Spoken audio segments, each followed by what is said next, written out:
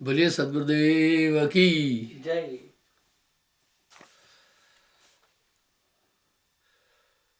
साधो नाम सब इनसे न्यारा। कल मैंने आपसे बात की थी 6 शरीरों की। साहब के शब्द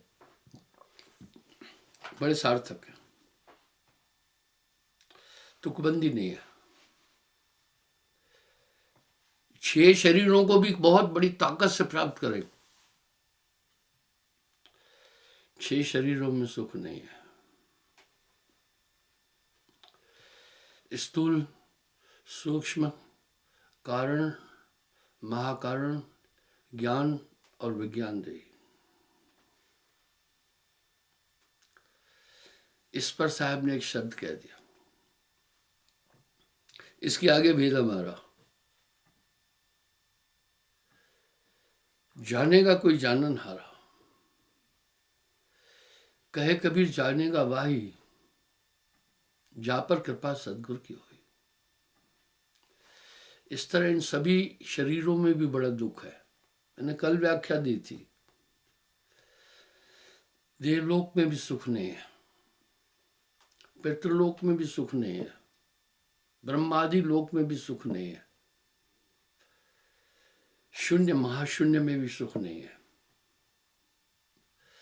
10 दिशा में लागी आग, कहे कबीर कह जाइए भाग। और आप विचार करना, कोई भी संसार में सुखी नहीं है। कौन सुखी है? नानक दुखी आप सब संसार, सुखी से ही जो नाम आधार।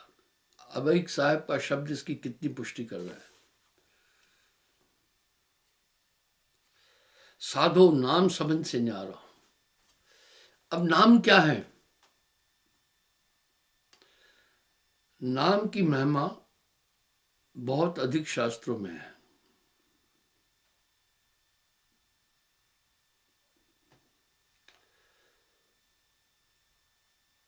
पर नाम नाम सब जगत बखाना, नाम भेद कोई बिरला जाना। लोग कोई भी नाम जपने लग जाते हैं।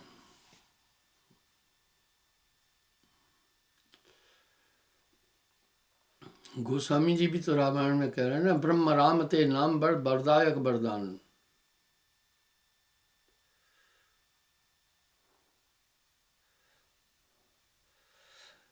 जब नहीं अंश में नरमायो, नहीं कुछ किया पसारा, चर और अचर चराचर नाही, नहीं मन को विस्तारा। किसी का खंडन नहीं करता हूं, निंदा नहीं करता हूं। निंदा निंदा सब कहे, निंदा न जाने कोई, जैसे को तैसा कहे वो भी निंदा ना। अब यहां साहब क्या करें, संतो नाम सब इनसे न्यारा। कौन सा नाम है? नाम नाम सब जगत बखाना। ये पूरी दुनिया नाम नाम बोल रही है। नाम भेद कोई बिरला जाना। साथ में एक चेतावनी दे रहे हैं, कोटि नाम संसार में तिनते मुक्ति न होए। कोटि नाम संसार में, एक नाम नहीं, करोड़ों, तिनते मुक्ति न होई।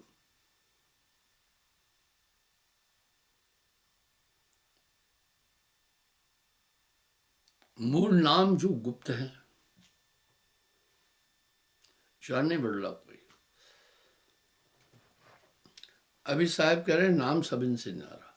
एक चीज तो बड़ी अच्छी है, नाम तो एक अद्भुत चेतना है, अद्भुत शक्ति है। कहा नहीं जा सकता, लिखा नहीं जा सकता, पढ़ा नहीं जा सकता। वो कहन सुनन से न्यारा है, उसी में आनंद है। एक बात बड़ी अच्छी है, शास्त्रों में भी इसका उल्लेख है, आत्मानंद से बड़ा कोई आनंद नहीं है। आत्मा आनंदमयी है। इसलिए कुछ मत मतांतर वो आत्मा की प्राप्ति के लिए बोल रहे हैं। ठीक है।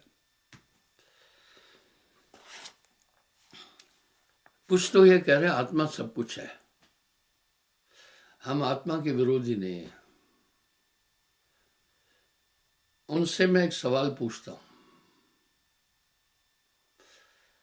जब आत्मा ही सर्वोपरि है, सब कुछ है, फिर बंदी क्यों है? दो चीज तो दुनिया के सब लोग स्वीकार करते हैं, इसमें दो राय नहीं। चाहे वो ईश्वर को नहीं मान रहे हैं तभी भी इसको स्वीकार करते हैं।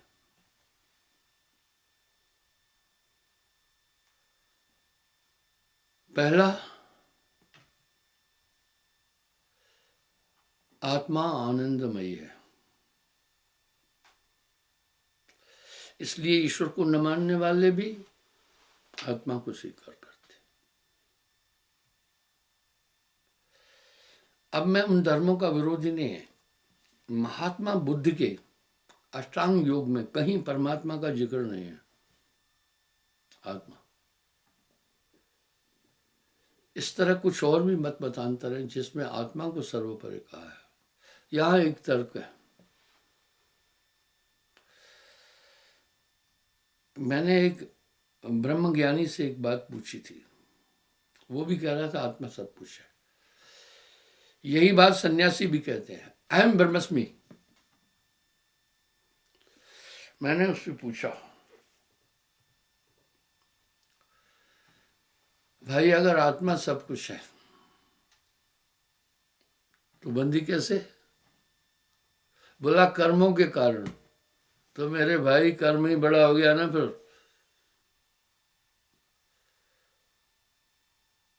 फिर आत्मा सब कुछ कैसे हो गई? यहां पर भी एक शब्द है, कर्म फांस में सभय फंदाना। सभी कर्म रूपी फंदे में फंदे हुए हैं, और ये कर्म करने से शुभ अशुभ दोनों हो जाते हैं। यहां एक चौंकाने वाली बात आ रही है। पाप पुण्य ये दोनों बेड़ी, एक लोहा एक कंचन की, शुभ अशुभ दोनों ही कर्म बंधन के द्योतक है। हमारी आत्मा का कर्म से कोई संबंध नहीं। हम सब जो भी कर्म करते हैं वो कर्म 14 इंद्रियों द्वारा करते हैं। 5 कर्म इंद्रियों द्वारा करते हैं, 5 ज्ञानेंद्रियों द्वारा करते हैं, और 4 अंतःकरण की सूक्ष्म इंद्रियों द्वारा हम सब कर्म करते हैं। और कर्म का विभाग कुछ भी नहीं है। कर्म का क्षेत्र इनके अंतर्गत आता है। कर्म इंद्रियों से कौन सी है? मूलाधार चक्र, शिशिन इंद्री, भुजाएं,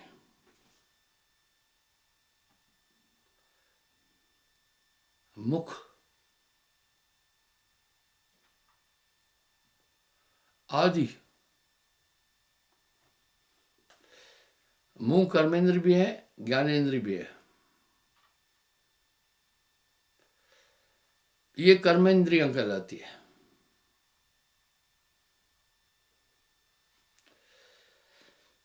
पांच ज्ञानेंद्रियां हैं।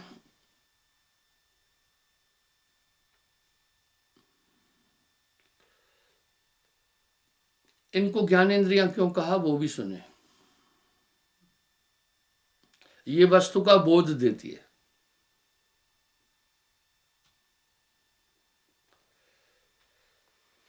ये 5 ज्ञानेंद्रियां हैं।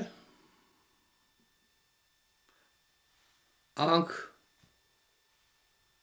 कान, नासिका, मुख कर्मेंद्री भी है, ज्ञानेंद्री भी है।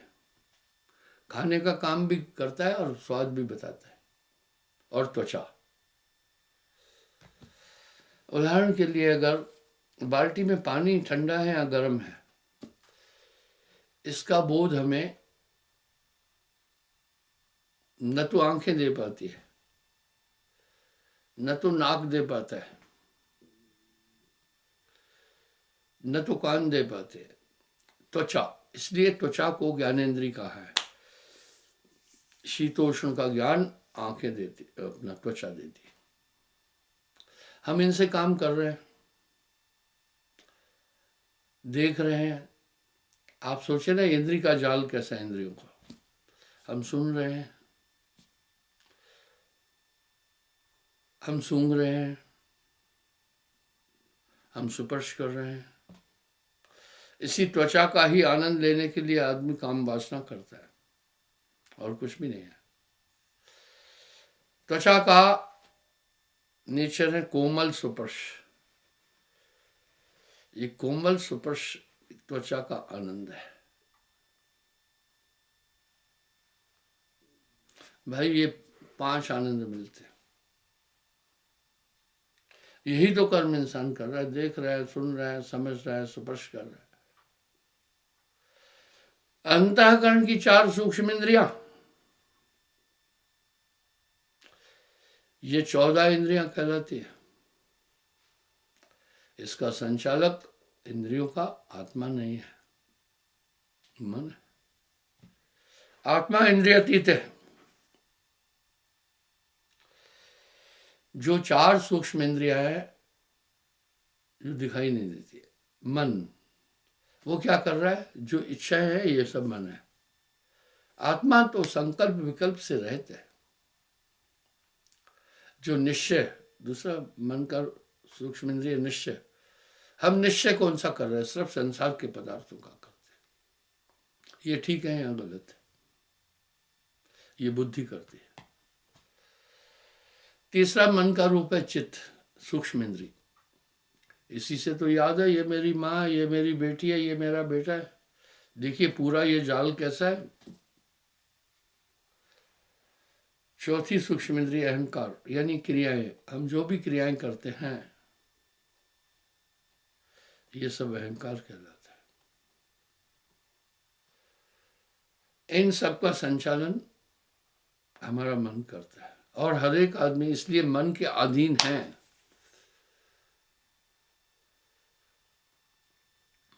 मन ही आहे काल कराला,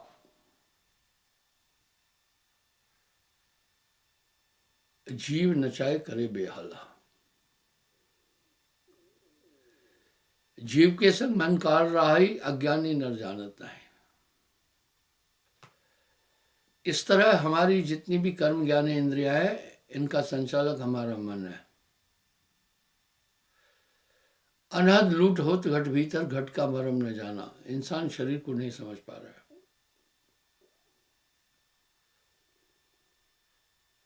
ये काया है समृत केरी, काया की गत कहो नहेरी। शिव गोरख सो पछारे, हाँ, मन का भेद न कोई पाए। पूरा मन का जाल है।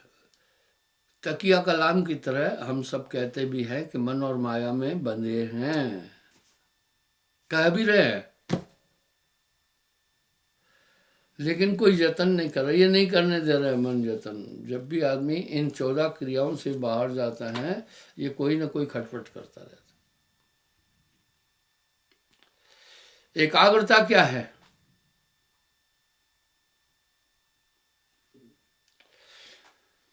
आत्मा तो ध्यान है। इसलिए कबीर साहब ने सुरत योग को स्थापित किया। कोई और योग नहीं, न पवन योग है, न अन्य योग है, न कर्म योग है, न सुरत योग।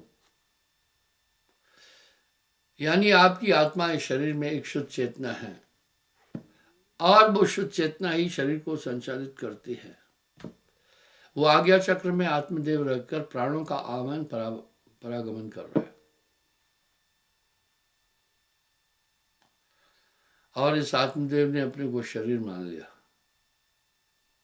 यही तो उत्तरकांड में गोस्वामी जी भी कह रहे हैं। जड़ चेतन है ग्रंथ पड़ गई, यद्यप मिथ्या छूटत कट नहीं। आगे साहब कह रहे हैं, नहीं कुछ अंश वंश निर्मायो, नहीं कुछ किया पसारा, चर और अचर चराचर नहीं, नहीं मन को विस्तारा। जब नहीं पुरुष तब नहीं ज्ञानी, यह मत सबसे न्यारा, जब नहीं पांच अमी निर्माया, नहीं सुहंग विस्तारा। ये सब नहीं था। धर और अधर धराधर नाही, नहीं पुरुष की काया, तब नहीं पूरम नहीं, तब नहीं कूर्म नहीं जल रंगी, नहीं तब जल की छाया।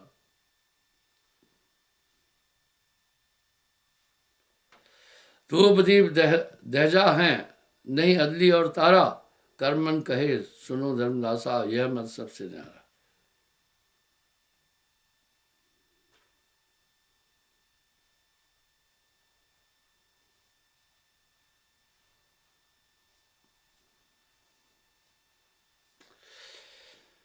इस तरह से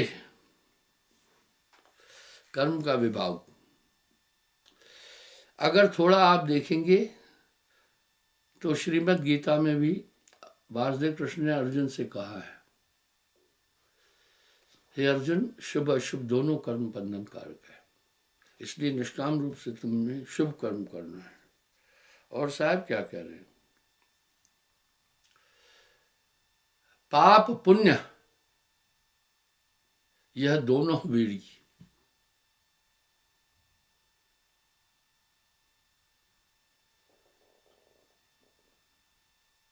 पाप पुण्य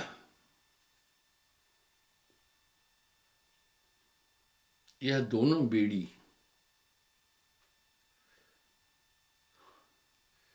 एक लोहा एक कंचन केरी।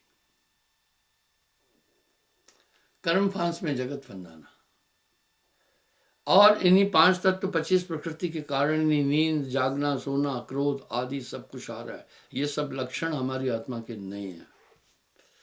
अगर आपने एक वो कुर्ता पहना जिसमें कांटे हैं तो वो आपके स्किन को टच करेगा, कांटे चुभेंगे।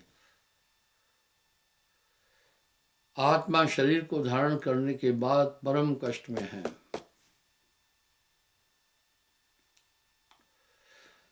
देह धरे का दंड है, भुगतत है सबको, देह धरे का दंड है, भुगतत है सबको, ज्ञानी भुगतत ज्ञान से और मूर्ख भुगतत रोए। इस तरह से कोई भी इनसे बाहर नहीं जा सकता है। आप देखें, हमें प्रमाण नहीं मिल रहा है क्या? शास्त्रों की निंदा करने वाला मूर्ख है। शास्त्रों से आपको एक दिशा मिलती है। शास्त्रों में आता है, बड़े बड़े वीतरांग तपस्वी इस मन माया से नहीं निकल सके। इस मन के जो फंदे हैं, काम, क्रोध, लोभ, मोह, अहंकार, ये बड़े विभत्स है। ये जीव को घेर लेते हैं, ये जीव को घेर लेते हैं, और काया के अंदर इनकी पूरी हुकूमत है। बहुबंधन ते बांधिया, एक बंधन से नहीं बांधा गया है।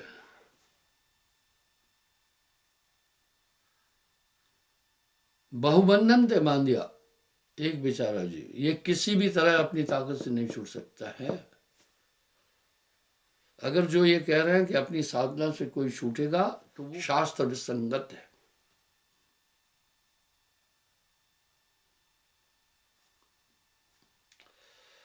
उत्तरकांड में गोस्वामी जी ने साफ साफ कह दिया, जड़ चेतन है ग्रंथ पड़ गई, यद्यप मिथ्या छूटत कट नहीं।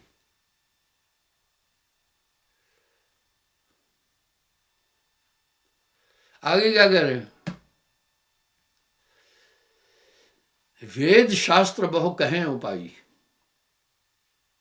उपाय करते रहते, छूट न ग्रंथि, ग्रंथि गठान को कह, अधिक अर्जाई, अधिक अधिक उलझती जाएगी। आगे फिर क्या है?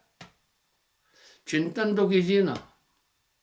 अस संजोग ईश जब करहीं, तब कदाचित यह निर्भरही।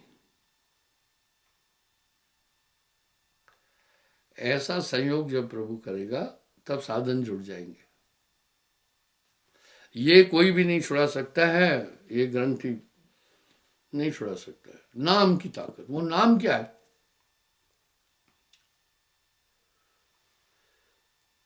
आखिर सदगुरु नाम बताने वाले तुझको लाखों प्रणाम। नाम है क्या चीज? नाम नाम सब जगत बखाना, नाम भेद कोई बदला जाना।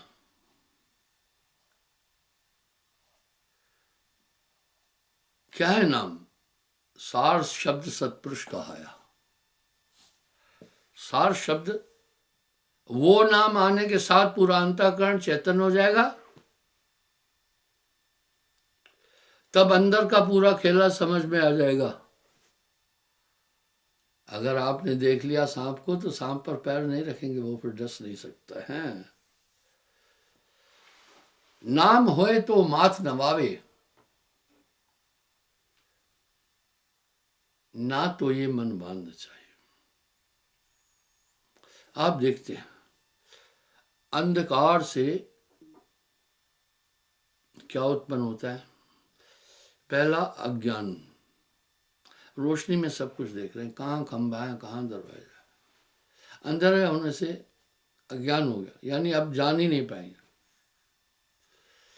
अज्ञान से संशय उत्पन्न होते हैं, शक। आप रोशनी में जो कदम रख रहे हैं भरोसे से रख रहे हैं, अंधकार में आपको शक है,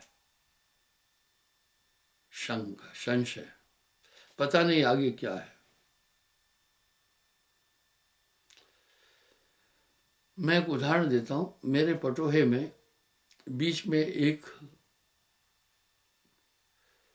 लंबा है थोड़ा, एक खंभा दिया है, रखा है उस बार को रोकने के लिए, सपोर्ट के लिए।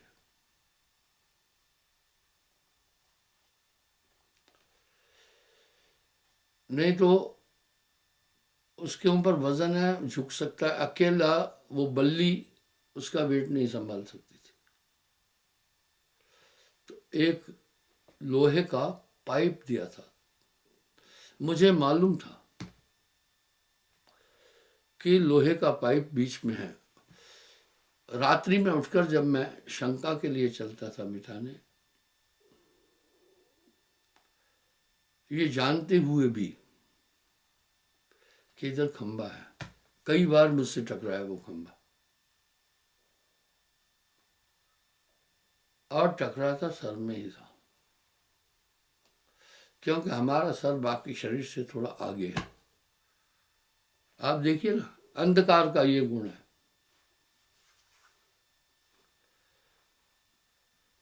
और रोशनी में संशय नहीं है। तो अंधकार से पहले अज्ञान उत्पन्न, जीव हृदय तब मोह विषय की। अंधकार से पहले अज्ञान उत्पन्न हो जाता है।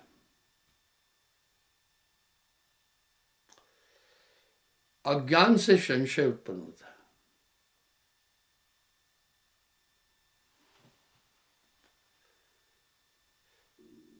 संशय से भय उत्पन्न होता है, भय से दुख उत्पन्न होता है। ये सब एक अंधकार से हुए। यही बात गोस्वामी जी कह रहे हैं। जीव हृदय तम, तम अंधकार को कहते हैं, मोह विषय की। छूट न ग्रंथ किंजाय न पेखी। बोला वो ग्रंथि छूट नहीं सकती है। जब हृदय प्रकाशित हो जाता है, गुरु हृदय प्रकाशित करता है।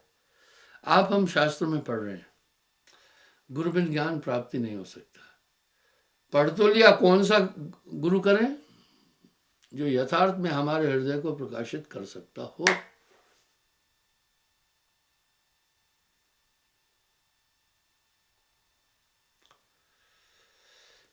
जो यथार्थ में हमारे हृदय को प्रकाश करे, प्रकाशित। जब फिर क्या होता है, अगर लाइट जलती वो खंबा कभी नहीं लगा है, कभी नहीं लगा, ऐसे कई बार लगा।